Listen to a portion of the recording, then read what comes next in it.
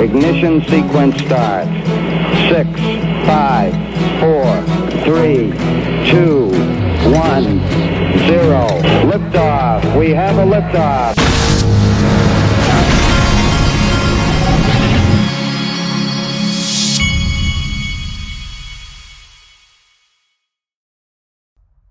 Hey everybody, this is the Digital Asset Investor, and right when I get going here this morning, I'm going to present to you a third angle on the taxation of the Spark token drop. Okay, this one was provided to me by Big Skinny, who is the official smart aleck of the Digital Asset Investor channel, and he earned that title through hard work, hard smart aleck work. Okay. But he sent me this article right here, and just so you know, my father and Big Skinny, these were two of the guys who first showed me this, or first presented to me this potential tax issue, okay, of getting an airdrop. And again, this is not about Flare, it's about any airdrop. In fact, I'm going to show you what happened in the Bitcoin Cash fork, okay? The IRS didn't say anything. Then they came back 4 years later. So the fork was in 2017, I think. Taxpayers who received Bitcoin Cash following the hard fork in 2017 must report the value as taxable income. Okay, and then the IRS didn't come back and tell them how they were going to do it for like 4 years. Okay, but now don't quote me on the percentage. But the way I was told this by the CEO of Token Tax. Okay, I did an interview with him, and I played part of it on this channel. I didn't play the whole thing, but the gist of what this is just the gist of what he said. He said that the IRS came back after 4 years and went after the big fish, not the small fish. Went after them and said basically that the value at the time that they received the Bitcoin Cash was somewhere around 12% of the value of Bitcoin at the time. Okay, now I'm not saying that's how this is going to work. I'm just saying that's what they did. And don't quote me on the 12%. It was something like that. They said that the value was some percentage of Bitcoin, not the 100%. But anyway, okay, at the time you received it, and that was their income tax. Okay, ordinary income tax. Now this article provides you with two scenarios if they did this article is not about Spark, it's about how Bitcoin Cash was done, but it shows you, I would imagine most of you did your snapshot on the exchanges, and so I would imagine that this is how it's going to apply to most. Scenario B, taxpayers utilizes cryptocurrency exchange. In this scenario, the cryptocurrency exchange dictates when a taxpayer gains control, because the exchange has ultimate deciding power over when or if to support a new cryptocurrency at the time the hard fork occurs. Withholding support is common during hard forks when there may be uncertainty regarding the security or viability of the new cryptocurrency. Therefore, the IRS believe this taxpayer should report the new cryptocurrency as income when they obtain the ability to sell, transfer, or exchange those assets based on fair market value at the time they gain that control of the asset. Using the Bitcoin Cash example again, a taxpayer whose cryptocurrency exchange did not support Bitcoin Cash until January 1, 2018 would not have been expected to report the new units of cryptocurrency as income until the 2018 tax year, using the value of the cryptocurrency on January 1. So this goes back to what I guess Clinton Donnelly was talking about, is when do you constructively receive this? Okay, and that's just for me. I'm going to play this very conservative from my standpoint, and I'm going to assume that whenever I constructively receive this airdrop, that I may be on the hook for taxes, whatever the value is at that moment in time. Now, all of this could be wrong. The way that Hugo Filion the way his tax people had presented to them, they could be right. Clinton Donnelly could be right. The way Bitcoin Cash was handled could be the right way. But the point is, and the thing you need to be thinking about, you need to talk to your accountant, present them all to them, go over all of them, see what your accountant says, and then you make a decision. But I'm not an accountant, I'm not an attorney, I'm not a financial advisor. But I am not, like I said yesterday, I will not ignore the potential outcomes on this, because my audience, all of you out there, are like me. You're going to face this issue. And like I said yesterday, anybody that tells you that, oh, okay, these tax people said this and therefore that's the law and that's the way it is. No, that's not how this works. Unless the IRS comes out and says, okay, now we're going to tell you exactly how to handle your Spark tokens when you receive them from a tax angle. Until the IRS does that, there is nothing written in stone, okay? And that's important for adults to understand. You need to listen to all of it, okay? Now, this is great. Billionaire Tim Draper is still bullish. I love this guy. Billionaire Tim Draper is still bullish that Bitcoin will reach $250,000 by the end of 2022. I don't doubt that it will. I don't doubt that it will at all.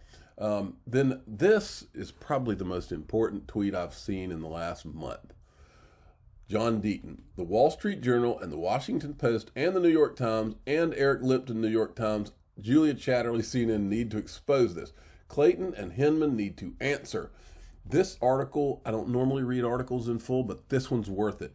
What the heck was happening at Clayton's SEC? Time for some answers. This is written by Jared Whitley as a blog on Seeking Alpha. This is the first time I've seen any kind of somewhat mainstream media pick this up. Summary. Former U.S. Securities Exchange Commission Chairman Jay Clayton stalled U.S. cryptocurrency and blockchain innovation during his tenure. Clayton is linked to Simpson Thacher, a company with proven links to the Chinese Communist Party. This is not me talking. This is him talking. I'm reading somebody's blog, folks. Isn't it time someone connected the dots? While at the helm of the SEC, former Chairman Jay Clayton made a mess of the digital economy. Clayton's actions in office resulted in stalling U.S. cryptocurrency and blockchain innovations, dampening a burgeoning industry and enabling China to race out in front. Digital money is here to stay, and instead of making efforts to provide clarity and structure for the future of American-made innovation in this space, Clayton's SEC kept everyone guessing on the rules while picking clear winners and losers among the biggest coins.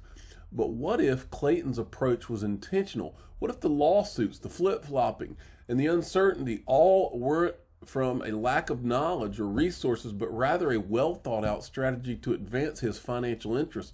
Thankfully for us, Clayton and his deputies left behind a factual trail that can provide an opportunity for a course correction on U.S. crypto policy, as well as accountability if wrongdoing was indeed afoot.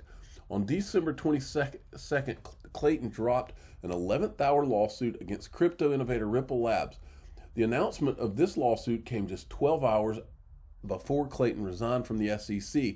As with other administrators, Clayton may have hoped to file the suit and walk away, never to hear of it again. But his decision to sue Ripple Labs sent shockwaves throughout the crypto community, that's us. And after a closer look, it appears Clayton left us clues that point to a larger story reeking of self-dealing, possibly even corruption. Even before he was confirmed in the Post 2017, Clayton had been tagged the most financially conflicted SEC chairman in history. Accusation doesn't equal guilt. I agree with that. But the facts made the label stick. In 2014, Clayton, then partner at the Wall Street firm Sullivan and Cromwell, and William Hinman, then partner at Simpson Thacher, helped Chinese tech giant Alibaba explode onto the New York Stock Exchange. This helped a company with proven links to the Chinese Communist Party better position itself with the world's leading digital payments application, Alipay. For years, the U.S. crypto industry has been trying to disrupt that digital payment space. Chief among them has been Ripple, the XRP distributed ledger, which Ripple uses for its digital payment solutions, had only just debuted a year before Clayton and Hinman helped engineer Alibaba's market debut. Hinman, apparent conflict started with Alibaba and extended all through his tenure at the SEC, where he was Clayton's handpicked deputy for the corporation's finance division. Hinman resigned from Simpson Thacher, but they still paid him $15 million while he served as a senior SEC official. It just so happens that Simpson Thacher also supports the cryptocurrency Ethereum as a board member of the Ethereum Enterprise Alliance. I can't help but ask, Was it just a coincidence that while at the SEC in 2018, Hinman publicly declared Ethereum to not be a security, sending the price of the token on a wild rocket to the moon where it remains today? Did he have 15 million reasons to make those prepared remarks, which remain in official communication on the SEC's website to this day? One thing is clear. Hinman had a personal financial interest in the actions he took at the SEC. In 2018, Clayton made his own declaration in the CNBC interview that Bitcoin was not a security. And like Hinman's comment on Ethereum, this action sent Bitcoin's price skyrocketing. Both of these coins, anointed as free of regulatory risk by Clayton and Hinman, are proof of work cryptocurrencies, which don't work, by the way. So now the U.S. is sitting here with their only two digital assets with clarity are proof of work, which does not work. And everybody knows it. Don't forget that. All the maxis, everybody knows it. They all know it, okay? While China does their thing. All right, let's go on, because every single word of this needs to get out to who matters. This just makes my blood boil just reading this, and it should make yours boil too. And the Congress people and the media that I'm going to put this in front of, look, by the time we get done putting this out, that nobody's going to have any excuses. Anybody who doesn't call this out and do something about it is going to be complicit, whether you're media or you're a congressperson, because we're putting it in front of you. Even if we have to go to Washington, we're going to put it right in your face. They're going to make these people answer for this, one way or another. Both of these coins anointed free. This label means they are mined, while XRP is designed to skip the costly and energy-consuming mining process, generate faster transactions.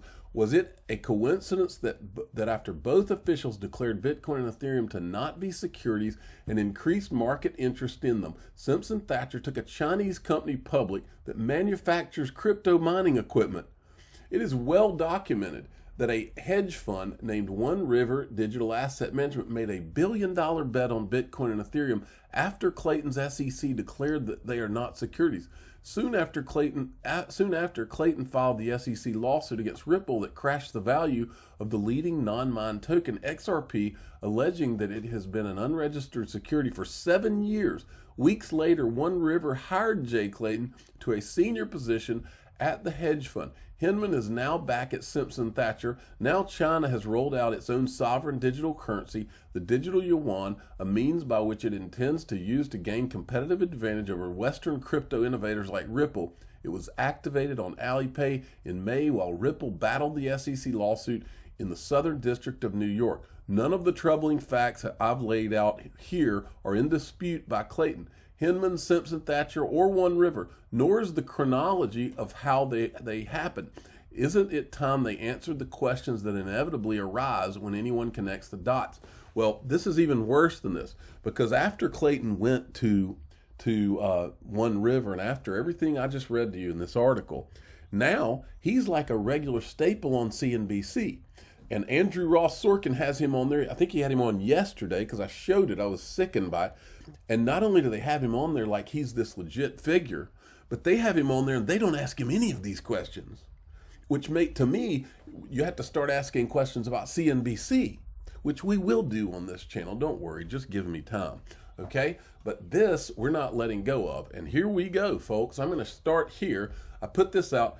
And I want everybody listening to my voice from now on, and I'm going to go into some other things. I'm going to cut this video after I play these two, but we're going to put this in front of all the Congress people. We're going to put it in front of all these media outlets. Everybody who doesn't, all the media people who don't cover it, they're complicit. From this day forward, this is way in your face. This is so in your face. Look, like the guy said in that article, this doesn't mean Jay Clayton or William Hinman's guilty of anything.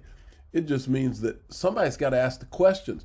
This is the United States of America, I thought, where journalists ask questions. They put a microphone in front of these jerks' face and they say, wait a minute, comment on this article. Here's what it said. Here's what it said.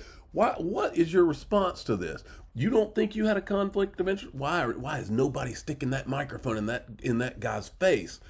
They need to stick several in his face, ask him the question, and find out the truth. Because at some point in this country, I guess the truth stopped mattering. But on this channel, we'll just make it matter because I think it does. It does for my children's sake. The truth does matter. Corruption does matter. So if that's what went on here, somebody needs to point it out, and let's get something done about it, okay?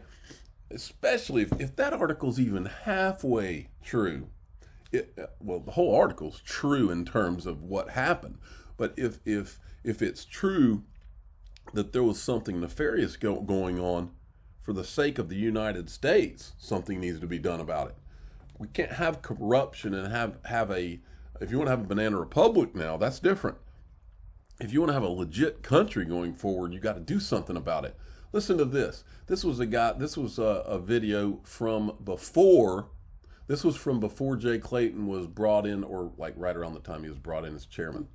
Well, we have another Wall Street insider from one of the white shoe firms, Jay Clayton, one of the largest defense firms, Sullivan Cromwell on the street, that has done work on behalf of broker-dealers for decades. So essentially, when a Wall Street firm gets in trouble, whether it's with one of the regulators or they get sued by the plaintiff's bar, these types of the firms that Jay Clayton comes from, defends Wall Street. Now, you and I have talked about this before, and the biggest problem we have with this, let's grab someone from a Wall Street defense firm like Jay Clayton and put them in charge of the regulatory function like the SEC. It's called the revolving door, where these very highly qualified lawyers come from Wall Street and they go to the regulators. So they go from defending the Wall Street firms to overseeing and regulating. So they're sitting on one side of the table as a defense lawyer,